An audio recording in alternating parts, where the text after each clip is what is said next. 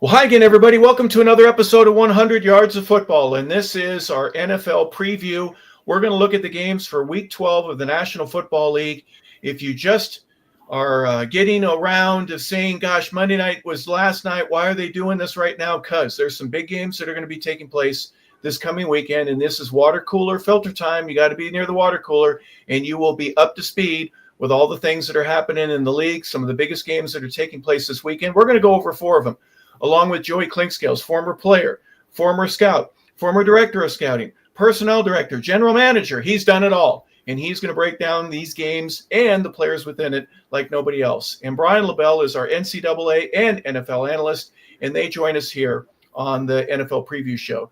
Gentlemen, we're past the halfway point, and it is about time where we can begin introducing playoffs and wild cards and who's going to win the division and home field advantage. All of those things will be creeping in. There are too many possibilities from a mathematical standpoint for any of us to go over them and go, this is absolutely what's going to take place. Even Albert Einstein and Stephen Hawking couldn't figure it out. But Joey, the things that are taking place right now and a couple of the games that are going to be taking place that we're going to talk about have playoff implications. Give me an indication right now from a player standpoint, from a front office standpoint, what the temperature is like, knowing that there's only a couple of weeks left and you better win or else your chances of making it in the playoffs don't exist anymore. Well, from a player standpoint, you can't really lose the playoffs, lose your way or out of the playoffs in the first 3 or 4 weeks. But you can certainly help your chances because at the end of the season, the middle of the end of the season, a la the Ravens are still alive and they have a chance. Despite going on a 3 or 4 game losing streak without Lamar, they're still in the thick of it and have a chance to get in. Kansas City in a similar fashion. They didn't start off great. They had guys out, they had injuries, and now they're back in the hunt. They're playing up and down right now, but they have some really key games coming up where they can kind of right now, if the playoffs start today, Kansas City would be out of the playoffs. Yeah. Okay. So This is the time of the year where the players know, the coaching staff know, the front office know that this is where those guys really make their money. This is the time where they can go out and make a name for themselves and put themselves in position, if not win a division, to be a wild card division with some kind of momentum going in. Yeah, and I'm imagining, Brian, that the amount of rest that you get from a coaching perspective to give to your players, there's certain things that you have to get better at. Let's say stopping the run, especially if it's on the outside, that you must focus on. And I'm just giving an example. But you don't want to spend too much time to have the guys where their legs are tired or where they're fatigued to the point where they can't play at full speed. You kind of tone it down. Bill Walsh was the first guy that I was aware of that would put shells on guys, meaning you wore this little pad over you. It was like shoulder pads, but you would go 3/4, maybe full speed, but not full speed contact. You'd be running and doing everything that you can, but you're just doing it for conditioning right now. You want to save everybody up. What is that aspect of the game like for you? It's interesting because I think it varies based on a team, based on their health, right? Because that's a huge part of this year as well. Is everybody's trying to stay healthy. I want to have as many of my day one guys as I can have on the field. There's a 100% injury rate in football. Everyone's going to be injured. Everyone's going to be banged up. So you get that war of attrition. But for a lot of it, we're at the point in the season where everybody kind of knows what they are. We've kind of figured out what everything is. A lot of the game is going to be mental. It's going to be saying, hey, we want to be more prepared than the other guys. You got months of film on everybody now. So the defenses, as you can kind of see by the scores, with some exceptions from some bad teams, but the scoring goes down a little bit. The weather gets a little colder. So it makes sense. It's ideal. Obviously, everyone's going to do things differently.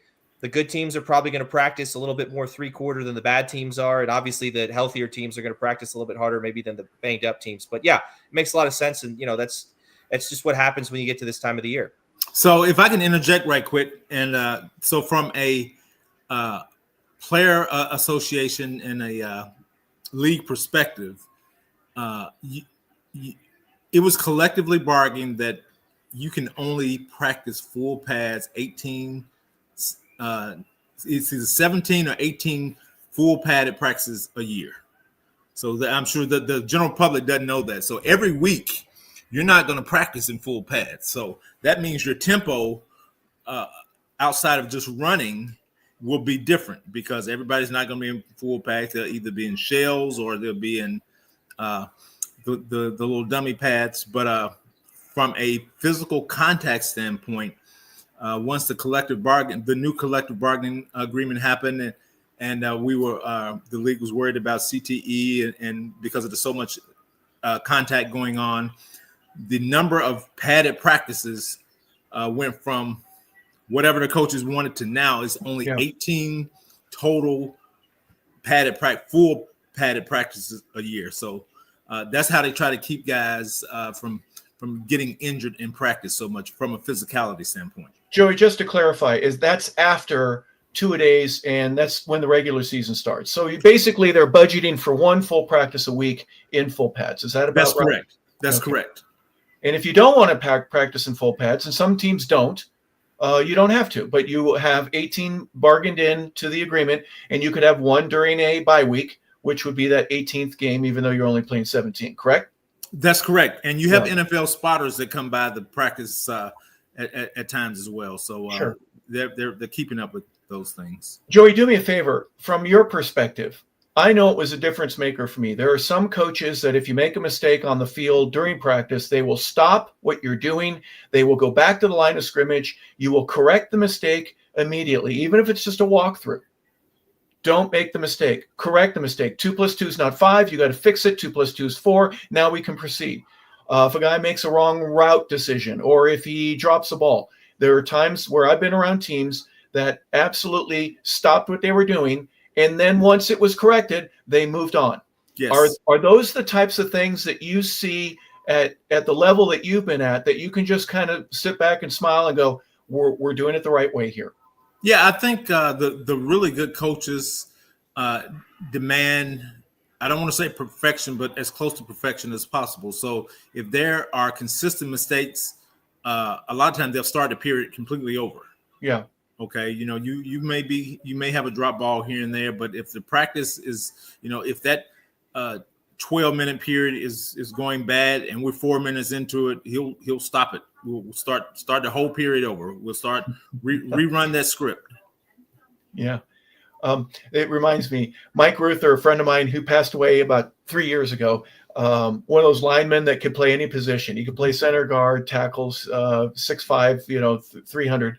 And he was a free agent, signed with the Vikings, and Dennis Green was the head coach there. Mm-hmm. And he remembers going out one day in practice, and everybody dropped the ball. Everybody made a mistake. Everybody did something wrong. And they weren't in team yet, but they were just about ready to go to it. And then he got so upset. He goes, "That's it. I can't take it anymore. Get your butts back in the locker room. Take your tape off. Retape yourself and get your butt back out here. We're going to start practice all over." And they did. And they zipped right through it. But the mental and physical aspect of, we didn't practice very well, we're not going to waste the day, didn't get by Dennis Green. And in a way, it sent a message to the team, and they never had anything like that again. They went out and they did their work, and they were a playoff team. So sometimes that works like that, and other times you may lose a team because of it. So it's interesting how that happens. All right, guys, let's talk about the games. We're going to start with the Colts going to Kansas City. Indianapolis is 8-2, and they're coming off a bye. We'll start with you, Brian. Kansas City at home has been unbelievable over the past, 4, 5, 6 years. But GAHE Stadium is not the same right now. And the Colts, in my opinion, have a noose around the neck to where if they win this game and they go 10-2, I'm sorry, they'll go 9-2. They're 8-2 right now. And Kansas City goes to 5-6. Is this an elimination game pretty much for Kansas City? I mean, the way the rest of the AFC is shaping up right now, it's kind of getting there. It's interesting. When was the last time we were, week 11, week 12, and the Chiefs were teetering as like a below 500 football team? It's uncharted territory for them. They still got Andy Reid. They still have Kelsey. They still have Mahomes. I still think they have a tremendous home field advantage, but they're losing a lot of the close games, which is something that they have been on the other end of for the better part of the last decade. So the Colts are coming off a bye. They have an absolute juggernaut at running back with Jonathan Taylor. I think the game plan has to be to slow him down. And, as crazy as it sounds, I think Daniel Jones could beat them, but try to make him beat you in this one. But not a lot of good things happening for the Chiefs. we've kind of given them a pass, especially on this show for the last, month or two. Say, hey, eventually they're going to figure it out. They're going to get it right, but they've kind of run out of wiggle room to do that. It kind of has to happen now. It is kind of a must-win game. And then if you're the Colts, absolutely, you have a chance to put a stranglehold, not just on your own division, but it's a potential tiebreaker that you would own against the Chiefs. And, going forward, it really bodes well for their playoff implications, because right now, if they go to 9-2, they're not just thinking playoffs, they're thinking deep into the playoffs and maybe, a Super Bowl run. Yeah, absolutely. Daniel Jones, 2,659 yards. He has 15 touchdowns. Jonathan Taylor, already 1,139 yards. He has 15 touchdowns as well. Joey, they're third in the league in passing. I didn't realize this. They're third in the league in rushing at 145 yards a game. They're first in the league in scoring with 32.1. And their defense, they're only giving up 20.6. They're in the top 10. That's a great combination to have, isn't it? Yeah, they're playing great right now. And, I mentioned earlier in the season about their schedule, and I don't think it's been a powerhouse schedule. I think the second half of their schedule will be a lot tougher than the first half was. So I think they'll be able to we'll get a better feel for the Colts. But you can only play the games that are in front of you, and they have done an excellent job of controlling the ball. Again, the thing that's impressive about the Colts is they are winning the line of scrimmage, both offensively and defensively. Jonathan Taylor is, in my opinion, through week 11, the league MVP. At first it was, I thought it was Matthew Stafford, but right now Jonathan Taylor jumped him by not playing this past week. So so that was good. But, the Chiefs have a lot to play for. This will keep them above 500 with the win at home. It will the tiebreaker situation that Brian mentioned, and they need to have that momentum going in. I mean, everybody's been waiting on Kansas City to be the Kansas City of old. I think that aura of invincibility that they've once had is not there right now. So they have a lot to play for. I mean, they're a wounded cat in the corner, so they're going to be dangerous. So it'll be interesting to see how this game plays out. Well, just for the fans that are looking at the division itself, Denver is 9-2 in the AFC West. The Los Angeles Chargers are 7-4, so a full 2 games behind. And then another 2 games behind is Kansas City at 5-5. The Raiders are 2-8, and technically they're basically out right now. But Kansas City has a 2-game window here with 6 remaining that it's got to turn around right now. Any last comments from either of you before we move on to the next game? No, I just think Kansas City they have very little wiggle room left, so they have to start running off some wins back to back. Well, you mentioned Jonathan Taylor, Joey, and everyone should know by now how good he is. But also, if he is a front runner for the league MVP, I'm giving a vote to every one of their 5 offensive linemen, as well as they've done. You've talked about this from the beginning of the year, how important it is to have a good set of O and defensive linemen, and absolutely the Colts, their group has been healthy. They've been motivated, and they are earth movers right now, and they've done an excellent job, wouldn't you say? I mean, they're protecting their quarterback, and they're plowing people out of the way. So Jonathan has 250-yard games, for example, that he had a couple weeks ago against the Falcons. When you can really run the ball like the Colts are able to run the ball, it makes life a lot easier for Daniel Jones, because the predictability of when you have to throw the ball goes down, because Jonathan Taylor can go for 245 yards in a game and break off long runs. So it makes life for Daniel Jones so much better. He is so glad he's not in New York right now. It's amazing. Yeah, what a difference a city makes in a trade or a free agency. Before we go to the next one, Brian, real quick from you. Does Patrick Mahomes still have to carry the weight of the entire team, or is the defense going to show up and do their part to make sure that maybe 20, 25 points would be enough for them to be able to get a big win here that they absolutely need to have against the Colts? Well, funny enough that you mentioned that. I think on Sunday he was doing a little bit too much. He made a couple mistakes, and I think he was in a position where he felt like maybe he had to be that guy. He ended up making a couple, key passes. One was picked off. One was almost picked off. It seemed like he was trying to force the football a little bit and not trusting the defense, who played very well against the Broncos. Denver is kind of a streaky offense, but when they're clicking, they're very, very good. They have we saw it with the Giants. They're capable of scoring 25, 30 points in a quarter if they need to pull out a win. But I think they kind of need to calm down, relax. I think their offensive line is what they thought they'd have week one is kind of coming back together. They're trying to replicate what the Colts have up front. They need to run the ball a little bit better and kind of play a little bit more off of play action, kind of like what Joey said, like what the Colts are doing right now. Maybe if they could steal a little bit of what has been crucial to Colts' success and try to negate, because the Colts have a phenomenal defense too. They got a great front, so they're going to have to try to negate that on Sunday. And don't do too much. We know what he's capable of. We know what he can do, but they've been in a lot of these games. They just got to tweak one or two things, and very easily this team could have 7 or 8 wins. And I think talent-wise, they're on par with Indianapolis, and they could very easily win this game on Sunday. Well, let's look real quick at Patrick Mahomes. 64% of his passes are completed, 2,625 yards. He's averaging 7.3 yards per attempt. He has 18 touchdowns, 6 interceptions. He's been sacked 20 times in 10 games. So that, to me, is a little bit unusual. His ability to get out of the pocket and do some things has been phenomenal throughout his career. The underhand pass, the pass behind your back, all the things that he's able to do.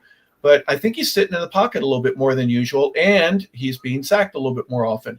I'm just wondering, and I asked you that question specifically, does he feel like he's got to do something extraordinary, or does he just have to be the leader of the team? Just don't give the ball away, and we've got the guys around you that can take care of it. It's a very interesting phenomenon. We're going to see how that turns out. All right, the next game that we have, Chicago ends up going to, Pittsburgh goes to Chicago. This is going to be a very interesting game for a number of reasons. Joey, we're going to start with you. We're still not sure whether or not Aaron Rodgers will even play. He has a fracture, and I'm not sure if it's a hairline. They're going to be very, very quiet about this, but they're 6-2 right now, and they are looking at a monster right below them with the Baltimore Ravens. We mentioned them a little bit earlier. Chicago, on the other hand, is in first place by themselves for the first time in about 400 or 500 years. It's been amazing since 1985. And I'm teasing there. Chicago fans, don't get mad. I'm just saying, it's been a while since you've been in first place. But you're 7-3 right now. You're 3-1 at home. You get to entertain the Steelers. Joey, we'll start with you. What excites you about this game? Well, the Steelers will be interesting because assuming Rodgers will not play with the I think it is a hairline fracture in his left wrist. I know the rumors are he's petitioning to play with the coaching staff and the medical staff, but I'm not sure I would put a 41-year-old quarterback who can't protect himself against a fall because of the wrist. So I'm not sure I would do that. And the backup played actually pretty well this past week when Aaron went out. So I would consider that the Steelers have to be able to run the ball. Okay, again, that has been their Achilles heel recently, is actually running the ball and finding an additional receiver opposite DK Metcalf. The defense is kind of settled in, I think. So I think that'll give Caleb some trouble. But Caleb is playing really well. The head coach has really changed the dynamic of how Caleb is playing his mindset. He's able to he's not trying to make superhero plays anymore. He's doing the things that are expected of him, and he's playing fairly well. And they're running the ball pretty good in Chicago. So this will be an interesting game, in my opinion. And I'm obviously we know I'm pulling for the Steelers, but I wouldn't be surprised if the Bears did not win this game at home because they're playing really well, and Caleb is doing the right things to help them be successful. Joey, real quick, the Steelers have thrown for 2,100 yards.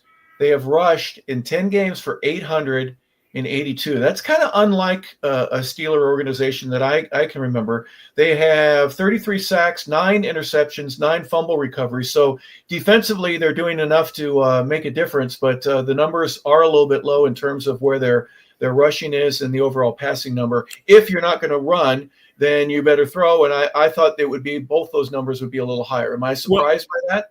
Well, yes, you are some, but defensively, the Steelers have been very bipolar. Excuse me. A couple games, the defense was Dallas Cowboy-esque at times. And other times, they played, it looked like they simplified things and they got a lot better the last couple of weeks. But, especially the first Bengals game when Flacco went for almost 500 yards passing. I mean, you're wondering what's going on. But I think they're trying to settle the ship a little bit. But now, Aaron's hurt, so we'll see what happens this week. I think this is a big week for the Steelers because a loss and a Ravens win, and there you go. Everything you built up is gone.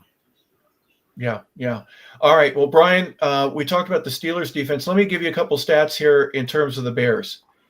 21 sacks, which is a lower number than what I was used to, but 15 interceptions and 7 fumble recoveries. They're getting the ball back. They're doing a pretty good job in keeping their opponents at bay, or at least maybe a drive or two per game. You're going to give the ball back, and that can be a real difference maker. More than a punt, if you get an interception or a big sack on third down, or if you get a fumble recovery, obviously those are momentum changers. Yeah, it's interesting because Ben Johnson being an offensive-minded coach, I think the Bears, though, their mantra, what they've been for a long time, is they've played good defense. Even in the down years, they've been a solid defense. They play well at home. They play well in the cold. And it's kind of an interesting staple because both of these teams seem to embody that, right? We want to play defense, establish the run. The Bears have a very young team on offense as well. You got a young quarterback. You got a young group of receivers for the most part. Guys, your tight end room as well. Kind of a makeshift offensive line. They're not bad, but they've shuffled a lot of pieces. They're much better from where they were last year and 2 years ago.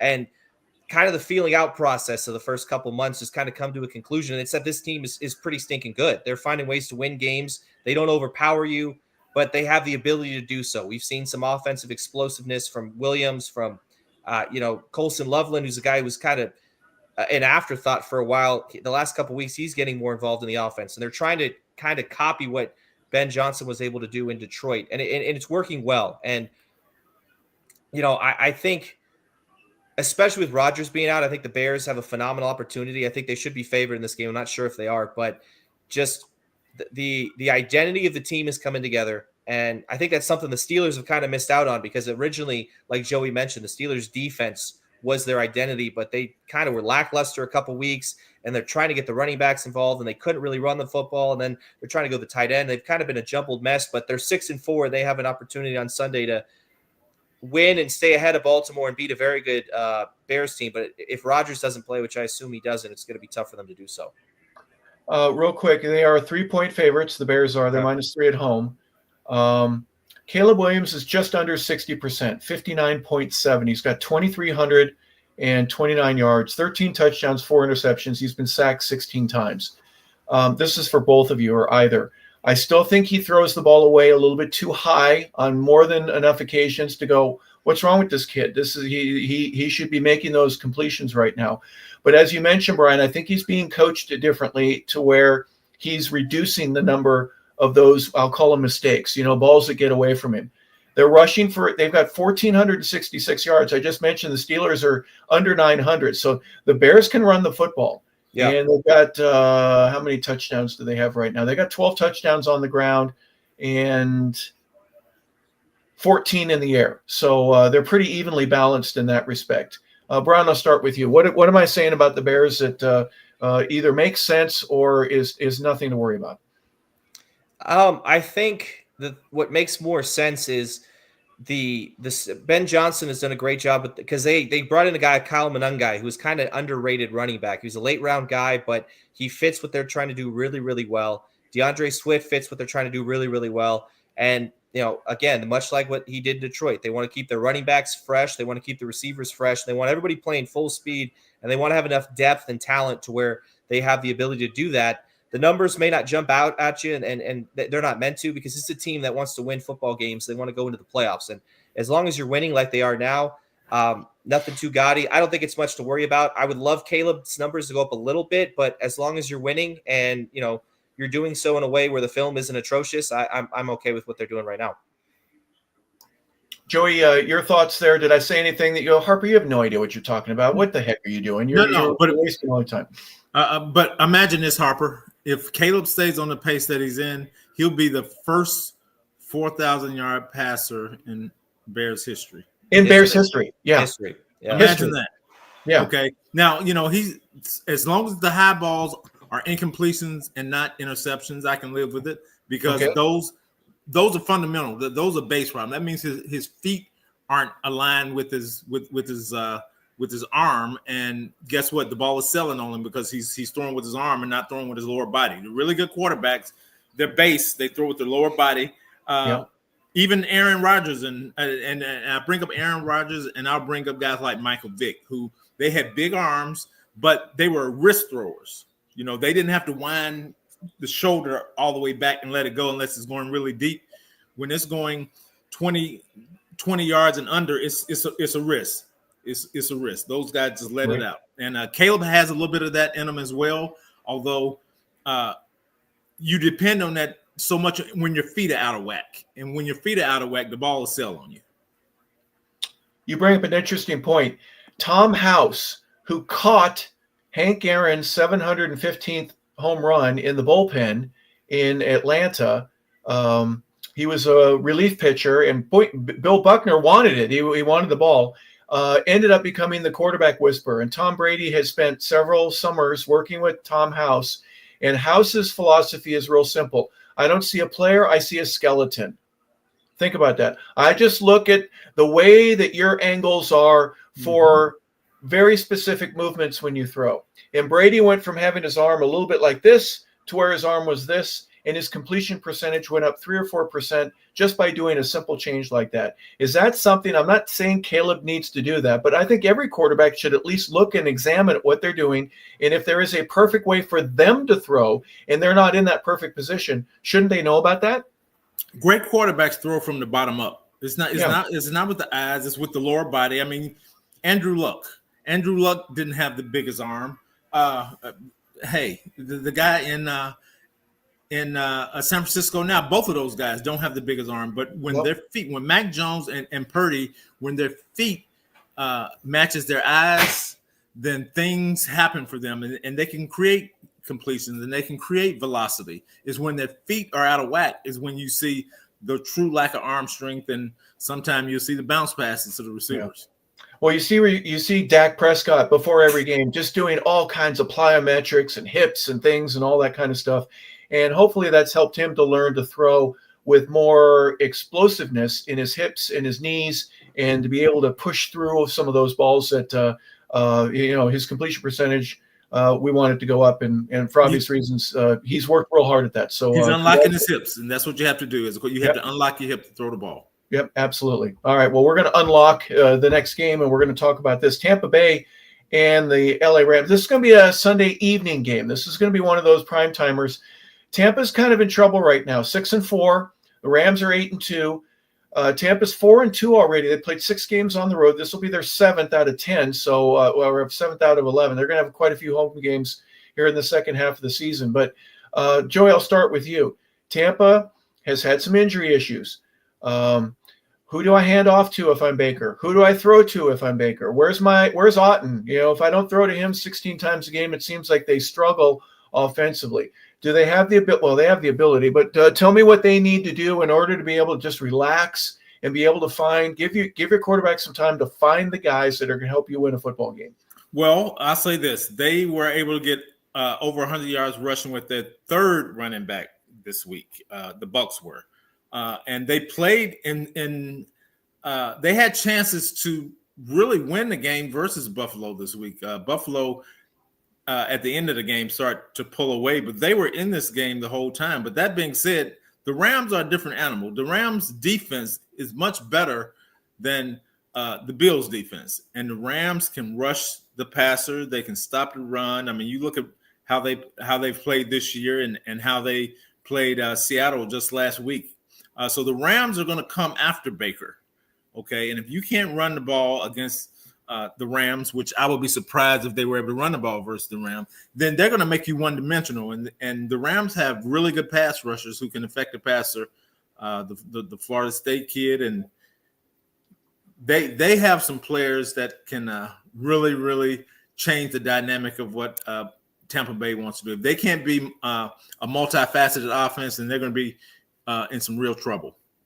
Yeah. Well, I'm not a real numbers guy, but the numbers don't lie, right? They make a lot of sense. The Rams are 6th in the league in passing, 246 yards a game. 114 rushing yards per game. That's 18th, so a little bit below average. Points for, they get 27.2. They are 6th in the league in their defense, Brian, 17.2. That's 2nd in their scoring. On the other side, let's look at Tampa Bay real quick. They're 15th in passing, 22nd in rushing. They're tied for 10th in points, and they're tied for 21st in points given up in 25 points a game. How on earth are they in first place in the NFC South at 6-4? Well, you got the Saints and the Falcons, and then you have the Carolina Panthers, who can't really. That's why, of course. Yeah, this is no one that wants to take it from them. Right? Listen, if you've watched NFC South football for the last handful of years, a lot of times you're going to have one team in the division end up winning on Sunday, and it's going to be because two teams are playing each other. That happens more often than not. But listen, at the end of the day, someone has to win the division. The Bucs are, for the first time in a while, kind of have some competition, some actual competition. But the defense has been it's not bad. They've had some issues at linebacker. They really have. They haven't got a lot of production at the linebacker position. The whole team, as far as the offense, is banged up. The receiver room, Godwin, not sure. He might play this week, but we're not 100% sure. He had a setback from the injury last year. Igbuka had the hamstring issue. I'm not sure if that's still bothering him, but his numbers haven't been as good since he came back. Evans is hopeful to return by maybe week 15. Buck Irving, we still don't know. But, like Joey mentioned, Sean Tucker, their third-string running back, was phenomenal. A great find for them. He's got a ton of explosiveness. He's been great in the passing game. And for whatever reason, they seem to find a guy each and every week to step up on offense and help Baker and kind of complement him. And some weeks it is Baker, but last week they just ran into a buzzsaw. Josh Allen played kind of a vintage game, and for whatever reason, they just couldn't stop him. You can't really give up 44 points on the road and expect to beat anybody. But you mentioned the Rams, their stats, everything looks crisp. They're top 5, top 6 in almost every major category. There's a reason for that. They're well coached. They have a ton of talent. They have vets. They have young guys. Everybody buys in. Everybody's productive, and they work really well as a unit. Kind of what Tampa's trying to do. But going into this game, I think this is really going to be a find out who you are game if you're the Bucs, because for the first time in a while, this is kind of a must-win game. Yeah. Joey, real quick, you mentioned Jonathan Taylor's one of those guys. If this were the Heisman Trophy, you would invite him to New York. I think you'd save a seat for Matthew Stafford. Let's look real quick at his numbers. 2,500 yards, 2,557 to be exact. His completion percentage is 66, 27 touchdowns, 2 interceptions, and he's only been sacked 14 times. Here's a guy that everybody was worried, his back is bad. He might need surgery. He may not even make it through a preseason game. And he comes out to his first practice and boom, lights out. Shame on us for thinking that Matthew Stafford was going to be anything less than stellar. Well, I will say this. I did pick LA at the beginning of the year to win this division. So I'm glad he's playing well. And again, you might be smoking a cigar and just puffing on it a little bit more confidently because of that, aren't you? Maybe a little, but but I will say this. What? Until the last week versus Seattle, and again, Seattle's defense is excellent. I mean, no one should sleep on Seattle's defense, where Stafford threw for only 130 yards. In my opinion, he was leading the MVP competition. But now, I really have to switch back to Jonathan Taylor because I don't think he's going to have a major letdown going forward. If anything, he'll sit out because they would have won the division and what have you, and saving them for the playoffs. But I think right now it's a 2-horse race. Okay. Yeah. There's some other folks that might disagree, but you know what? Show me who your guy is and we'll talk about it. Yes. 27 sacks so far, 10 interceptions, 8 fumble recoveries. The Ram defense has played really well. And as we mentioned, they don't give up a whole lot of points. They're a good football team. They're 8-2 right now. They're taking on a 6-4 Tampa team. Last game we're going to look at, how about this? Monday night, Carolina is on Monday Night Football. I don't know who scheduled this earlier in the year, who had the audacity to say, I think Carolina's going to be able to do this, especially on the road. But guess what? Oh, and by the way, Tampa's not going to get home till like 6 a.m. after that Sunday night game. And yeah. Carolina going to San Francisco, pretty much the same thing with the time change. They go to San Francisco to play at Levi Stadium. 6-5 Carolina. it's a surprise to everybody. I know nobody was expecting them to be there. Even Joey was saying, nope, I don't think they're going to be in first place, or he would be smoking a cigar to tell us. And then San Francisco's still in the mix at 7-4. Joey, we'll start with you. Who takes it in Levi Stadium, and what are the keys for this game for you? Well, I'm going to say San Francisco is going to win at home. However, if Carolina has more motivation right now than almost any team in football, because if they can find a way to win this game, they will, and Tampa Bay loses, then Carolina's going to find themselves leading the division. Yeah. Let me say that again. Carolina will find themselves leading the division. I don't think they've said that since Cam Newton played there. So it's been a long time since they've been in this position. So they really have something to play for. They can run the ball, and they play really good defense. And as long as Bryce, who had his best game of his career last weekend, if he can carry some of that momentum onto San Francisco, then I do feel like it'll be a pretty good game, because defensively, Carolina is a really good football team. Yeah, they are the 13th in the league in giving up points. They give up 22.6. They rush. They give up, they get 127 yards per game. They're 9th in the league in that, but they don't score a whole heck of a lot, Brian, unless they're playing the Falcons. And they have no problem scoring 30 points a game, but they're averaging 18.8, which is 28th. I'm kind of surprised with that number for them. But Carolina, guess what? They're where they are because they're where they are, and what they're doing has been it's been exemplary. I won't say it's remarkable in any way, shape, or form, but I think it's a surprise of the league right now. For Baltimore to catch up to get 5-5, I think that's a tremendous surprise. Chicago, who we've already talked about, and then Carolina is another one of those organizations that right now you're going, wow, I didn't expect that. Yeah, I think it's going to be an interesting game, because I do agree, Joey, they need to kind of ride that momentum, right? Because Bryce Young has been very inconsistent. I could go back to the week before against New Orleans, and he looked like a not even an NFL quarterback. The numbers weren't good. They couldn't do much offensively. Scoring 7 points at home against a one-win team is almost inexcusable. But the staple of this team, and what's kind of kept them in the hunt for as long as it's been, their run game. Rico Dowdle's been fantastic. The idea was have him and Chuba Hubbard kind of be a two-headed monster, but Dowdle's kind of taken the lead, and his numbers are fantastic, and he's deservedly the main guy now. But I need him to consistently go to Tet McMillan. I need to get the other guys involved. Coker came back. He's phenomenal in the slot for them. Xavier Legette seems to kind of have figured it out. His numbers have gone up, but I need to see some consistency. And I think realistically, if they want to beat a Niners team who's very, very good, they're finally healthy. Pearsall's back. Kittle's back. Purdy's back. McCaffrey, knock on wood, is still very, very healthy.